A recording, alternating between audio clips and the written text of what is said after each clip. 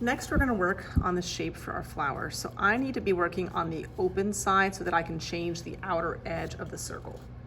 I'm gonna take this and I need to find kind of the center point. So I'm just gonna do a very quick kind of fold. I don't need to crease it super well here. I'm just gonna kind of pinch it at the top because that kind of gives me an idea of where the middle of this little slice is. I'm gonna put kind of a very small dot. You don't want to put it too far down. You kind of want to give yourself a bigger flower. So I'm going to put a dot just on that midline.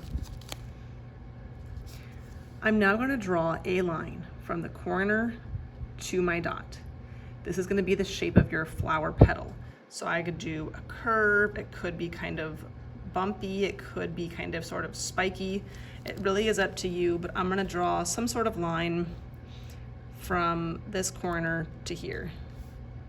So maybe like a double kind of bump. Now I've only done half because I want it to look symmetrical, so watch what we're gonna do.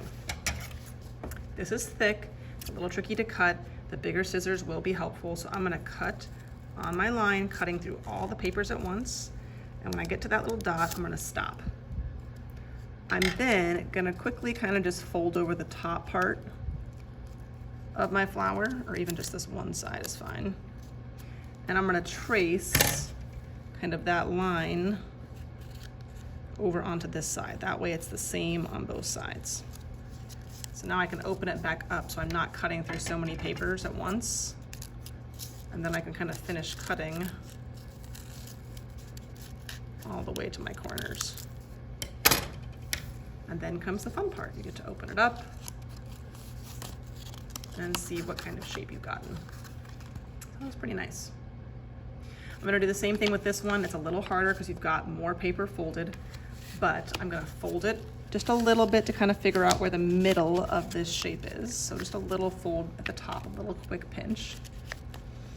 The farther you come down this line, kind of the more separated your petals will be. I wouldn't come way far down, or you'll have a very, very thin part holding your flower together. But I'm gonna do a line maybe a little farther down for this one. And I'm gonna do, I don't know, I'll figure out what kind of line I wanna draw here. I'll do kind of like a smooth little line. So I only want half of it. I will cut it. And again, I know it's hard because this paper is really thick. Usually your scissors work best back by that screw. So if you're trying to cut with the tip, open them up all the way and really slide those scissors back so you can use kind of the part closest to the screw or the fulcrum. Once I get to that dot, I'm just gonna fold this paper over so I can trace that same line onto here. And then I'll just cut out this side.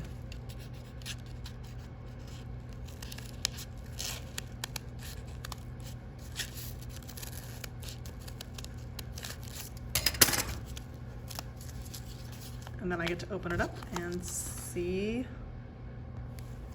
what we've got. That's pretty cool.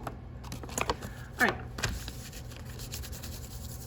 Once we've gotten our flower shapes cut, then it's time to go back and add kind of one last detail to really make them stand apart. We're gonna add an outline to the edge. That way when we have them on a background, the flowers really pop. And this also kind of makes it look a little bit more like the very blended path flowers of Georgia O'Keeffe. So you're gonna take your your flower, and you're gonna choose one color, maybe that has good contrast. So yellow probably wouldn't be the best choice. I'm just gonna choose pink here. And I'm gonna color kind of a thick line right on the very edge of my petals. And notice that I have got that messy mat behind me. That way I don't have to worry about getting it all over the table.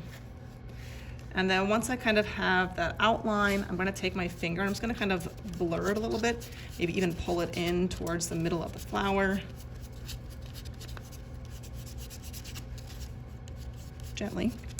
And then some kids also like to kind of extend this line a little bit further down because it kind of shows like the separation between the petals. So if you want to pull that line a little bit further in, you can. I kind of just like to blur it a little bit to soften that harsh line. So you can see how doing that just kind of gives the petal a little bit more definition. So I'm gonna do that for all of these petals, and then I will do the same thing on this one.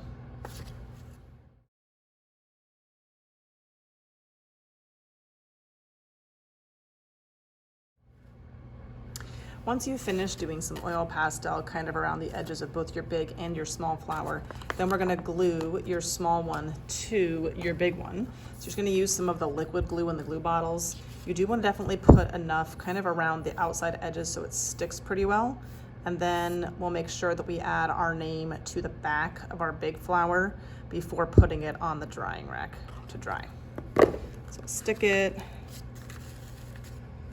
get it centered. And then I'll flip it, and then make sure that you write your name and also your class code on the back. And then these will go to the drying rack today. And as they dry, they'll stick better, and they'll also flatten out a little bit.